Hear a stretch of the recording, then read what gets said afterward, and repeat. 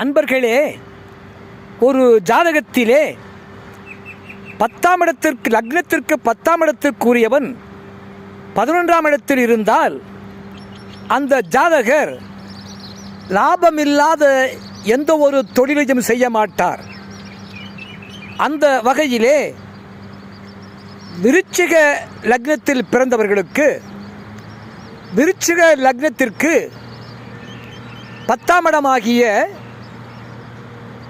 சிம்மத்திற்கு அதிபதியாகிய சூரியன் லக்னத்திற்கு, விருச்சிக லக்னத்திற்கு 11ஆம் இடமாகிய கன்னியிலே இருந்தால் அந்த விருச்சிக லக்னத்தில் பிறந்தவர் லாபமில்லாத எந்த ஒரு தொழிலும் செய்ய மாட்டார். லட்சக்கணக்கில் கோடிக்கணக்கில் பணம் புரளும் தொழிலையே செய்வார்.